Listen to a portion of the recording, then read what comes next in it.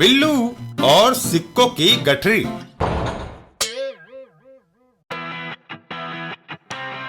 बिल्लू का musical show, भूख से आजादी, अफ्रीकी सूखाग्रस्त सहायता कोष, बिल्लू का म्यूजिकल प्रोग्राम के बाद।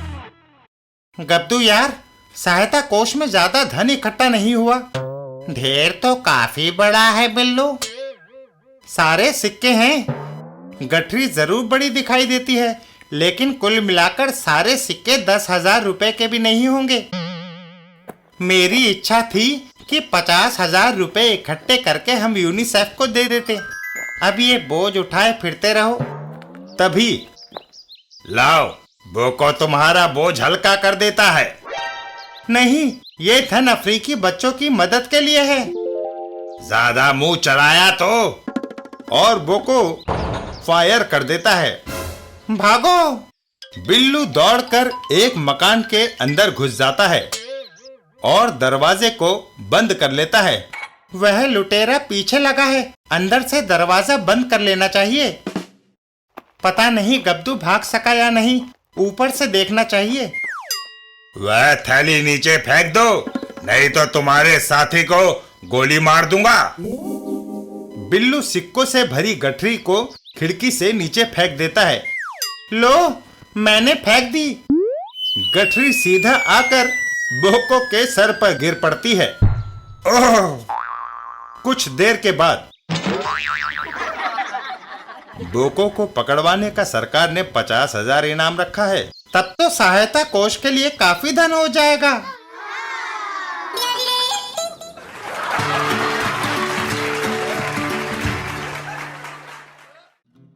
मूर्ख भोला। भोला बिल्कुल बुद्धू था, लेकिन एक रहमदिल डॉक्टर ने उसे सहायक के रूप में रख लिया था। एक दिन, डॉक्टर साहब, डॉक्टर साहब। हैं? डॉक्टर साहब, जल्दी चलिए, मेरा बेटा बहुत बीमार है। चलो भोला, मेरा बैग साथ ले लो। बाद में उस आदमी के घर पर, तो तुम्हारा पेट दुख रहा है, कोई मनपसंद चीज बहुत खाली होगी। नहीं, नहीं डॉक्टर साहब। डॉक्टर अपने चारों ओर देखते हैं और फिर, हाँ, तो ये बात है। मुझे मालूम है कि तुम्हारे बेटे का पेट क्यों दुख रहा है। उसने ढेर सारी मूंगफलियां खाई हैं। ओहो! उसे यह दवाई दे देना, जल्दी ही वह ठीक हो जाएगा। धन्यवाद डॉक्टर साहब। वापसी में भोला अपनी उत्सुकता नहीं रोक सका। डॉक्टर साहब, आपको कैसे पता चला कि उसने मूंगफली खाई थी? आसान सी बात थी भोला, मैंने फर्श पर मूंगफली के छिलके देखे। कितने चतुर हैं आप। कुछ दिन के बाद, डॉक्टर साहब कहाँ हैं? मेरे पोते को तेज बुखार है। यह सुनकर भोला उस बूढ़े आदमी के साथ चल दिया। डॉक्टर साहब तो नहीं है, मैं उनके बदले चलता हूँ। भोला अपना पहला रोगी देखने गया। उसे बहुत गर्व हो रहा था।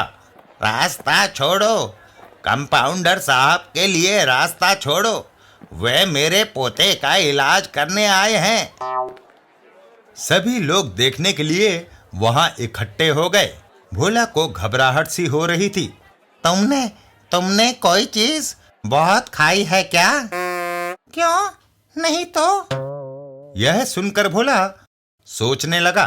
चारों ओर ध्यान से देखना चाहिए। चारों ओर देखने पर, हाँ, तुम कहते हो कुछ नहीं खाया, लेकिन तुम मुझसे सच्चाई नहीं छुपा सकते। मुझे पता है तुमने क्या खाया है। भोला एक शेर की खाल की ओर इशारा करते हुए बोला, तुमने शेर खाया है। ये सुनते ही वहां खड़े लोग चौंक उठे। शेर? और उन्हें गुस्सा आ गया। तुम हमारा मजाक उड़ाने आए हो? बेवकूफ, कोई आदमी शेर कैसे खा सकता है? भोला यह देखकर सक पका गया। मैं। तभी डॉक्टर साहब वहां आ गए। हटो हटो, डॉक्टर साहब आ गए। यह देखकर भोला की सांस में सांस आई। जान बची। वापसी पर।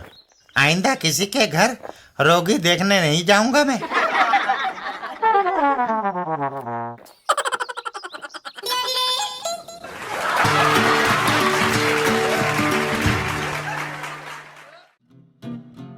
पिंकी का चित्र।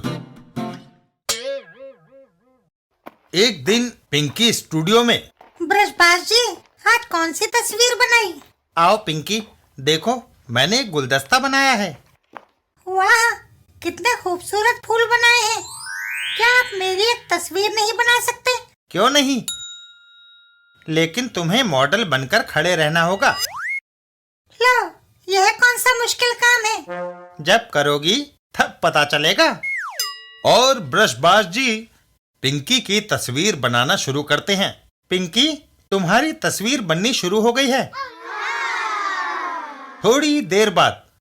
देखो, तस्वीर कितनी बन गई है। ओफो, तुमने अपनी जगह क्यों छोड़ी पिंकी? तुम्हारा पोज खत्म हो गया। इस तरह तो बन चुकी तस्वीर। ब्रशबाज जी पिंकी का हाथ पकड़कर वापस चल देते हैं। चलो वापस उसी पोज में खड़ी हो जाओ। याद रखो, तुम्हें पत्थर की मूर्ति की तरह बिना हिले डुले खड़े रहना है। अगर नाक पर मक्खी बैठे तो भी टस से मस नहीं होना, भले ही ये छत तुम्हारे ऊपर क्यों ना आ गिरे, समझी? है। और फिर तस्वीर बननी शुरू होती है। ठीक है, ऐसे ही खड़ी रहो। तभी फोन की घंटी बजती है। टेलीफोन। फोन उठाने पर। हेलो, मैं तुम्हारा गुरु चित्रकार कैनवास दास बोल रहा हूँ, जल्दी आओ, आग हैं? यह सुनकर ब्रशबाज जी स्टूडियो से बाहर दौड़ लगा देते हैं। बाप रे, गुरुजी के स्टूडियो में आग, बहुमूल्य चित्र जलकर राख हो जाएंगे।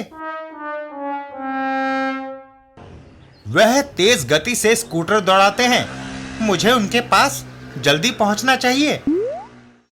गुरुजी का स्टूडियो। गुरुजी, कहाँ है आग? उफ।